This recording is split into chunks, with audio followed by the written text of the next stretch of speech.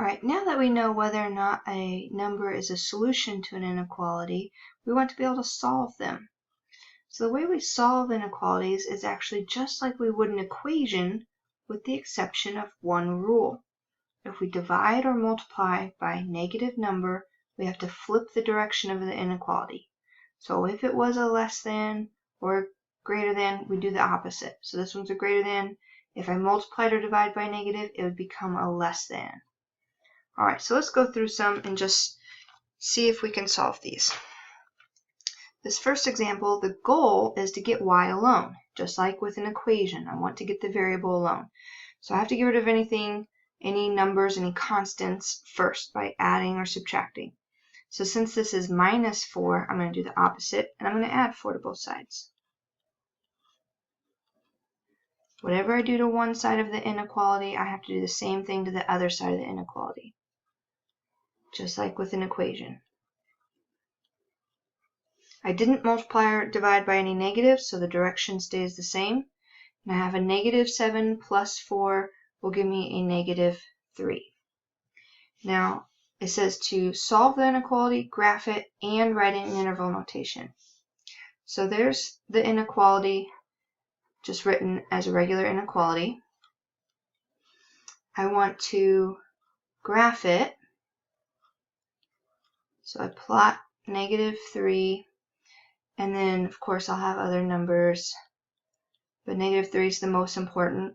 And I want everything greater than or equal to. So that equal to bar, I'm going to use a bracket or a closed dot, closed point, and then greater than means everything going up, getting bigger. So there's my graph. My interval notation will actually look just like my graph. So it's going to be a bracket starting at this negative 3. And then I'm getting bigger, so I'm going in the positive direction. So it's going to go to positive infinity. That's not a number, so I'm going to use a parenthesis here.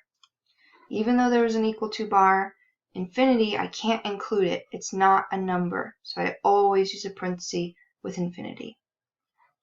Let's look at this next one. Same thing, I'm solving it for x, so I have to start by getting rid of the constant. This is a positive 5, so I start by subtracting 5 from both sides. That's gone. I bring down what's left. Don't lose your negative.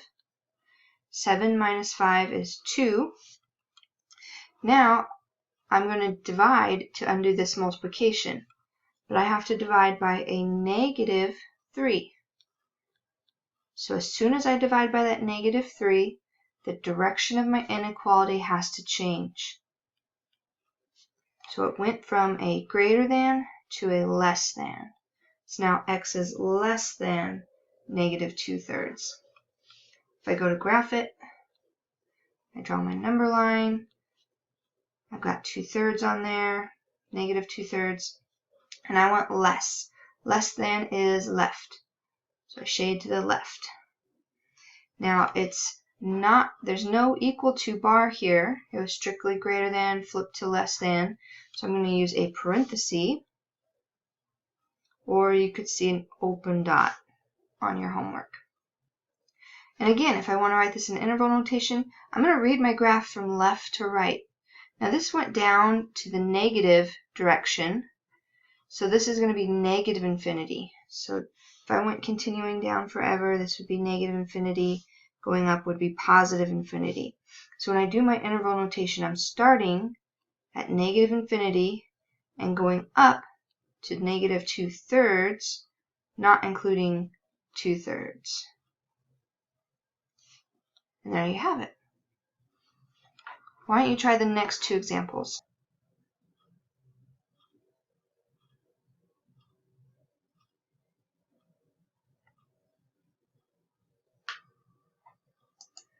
Alright, let's see how you did. On this first example, we're again solving for x. I start by subtracting the constant to get the variable alone. I now have 3x greater than or equal to 13 minus 7 is 6. I undo the multiplication with division, and x is greater than or equal to 2. We're asked to graph it. Plot 2 on my number line. Greater than or equal to. Greater than gets bigger, it goes up. Equal to, I'm going to use a bracket to show I'm including 2 in my answer. And again, going down was in the negative infinity direction, going up is in the positive infinity. When I go to write it in my interval notation, I read my graph from left to right. So starting at 2 and going up to positive infinity, going up forever. And everything there is in my solution. Alright, let's look at this next one. Same thing. I want to isolate the x. I subtract 5 from both sides. Get rid of that constant. Bring down what I haven't used. Negative 4 minus 5 is negative 9. I'm going to divide by that negative 6. And what's our rule when we divide by a negative? I have to flip the direction of my inequality. It was a less than or equal to, now it's a greater than or equal to. And that equal to bar, if you start with it, you're going to end with it. It doesn't go away. So now I have a negative divided by negative, so this is going to end up positive. And these 9 and 6 have a common factor of 3. So I could divide out, oops, didn't mean to make that smaller. I could divide out that common factor of 3. We always want to simplify our fractions down to lowest terms, so I end up here with a positive 3 halves, or 1 1/2. I graph it on a number line, so I plot my 3 halves, which would be between 1 and 2, right, 1 1/2. Greater than or equal to, greater than goes up.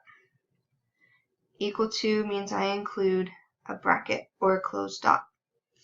Interval notation would start at that 3 halves, and it will go up forever to infinity. Alright, let's look at some, sorry, this keeps zooming for some reason. Let's look at the next examples.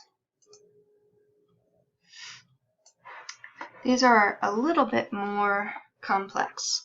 So as soon as you see parentheses, so I'm looking over here on the left example, as soon as you see parentheses, you should think I need to distribute. So I'm going to distribute that 2n. Everything else is going to stay the same. 2 times x is 2x. 2 times a negative 7 is negative 14. After you distribute, you should look for like terms. So I see some constants on the right-hand side of that inequality. So I have a negative 14 plus 3. That's going to give me a negative 11. Then I go ahead and I try to get all my variables on one side, all my constants on the other. And in general, just like with equations, it does not matter if you move the x's to the left or if you move the x's to the right. There's pros and cons to both. If you move them to the right, in this case, you're going to keep your x's positive. Then you don't have to worry about dividing by a negative number. However, you need to read inequalities from the variable. So you'd have to read it from right to left to understand if it was a greater than or less than. So it's always starting with, is x greater than or less than a set of numbers? So in general, I like to move my variable to the left so I can always read it from left to right. So I'm going to go ahead and move my 2x here. I'm going to subtract it from both sides of my inequality. Now this is not 0, it's negative 2, and a negative 2 makes negative 4x. This is 0. And then if I move my x to the left, I have to move my constant to the right. So I'm going to add 6 to both sides. Now I have a negative 4x less than or equal to a negative 11 plus 6 is going to be negative 5. And I divide both sides by negative 4. So again, that one rule we have to remember is I've divided by a negative 4, I flip the direction of my inequality. And a negative divided by negative is going to end up positive. Alright, so I'm going to graph this. So 5/4 or 1 1/4. I want all the values greater than or equal to. So greater than, I shade to the right. And I'm going to use a bracket or a closed dot. This means in interval notation it would be 5/4 going up forever. Again, not including infinity as part of my set. Try the example on the right.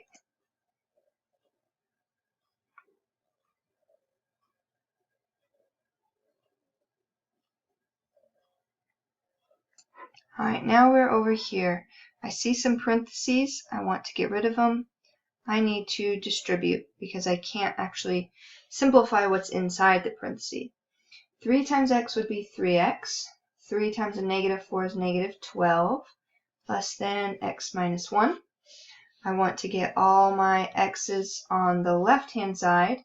Again, you can move to the right. You just have to be cautious to read from the variable and decide whether or not it's greater than or less than. So I'm going to subtract x from both sides of my inequality. And if I move my variable to the left, that means I want to move this constant to the right, away from the x's. So I'm going to go ahead and add 12 here in the same step. So now I have 3x minus x would be 2x on the left. That's 0. X minus x is 0. And -1 plus 12 is going to be 11. I'll divide both sides by 2 to get that x alone. And I have x is less than 11 halves.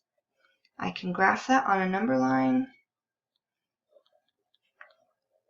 Now 11 halves, 2 goes into 11, 5, and 1's left over, so 5 1/2. So again, if you were really graphing this, it would be between 5 and 6. And I want everything less than that, so less than means going down. And I'm going to use a parenthesis to show I'm not including the 11 halves, or an open dot. And if I read that graph from left to right, I'm starting with -infinity because it's going down forever, up to 11 halves, not including 11 halves. And there you have it. So we solve inequalities just like equations. We just have to be cautious. If we divide by a negative number, it flips the direction of our inequality.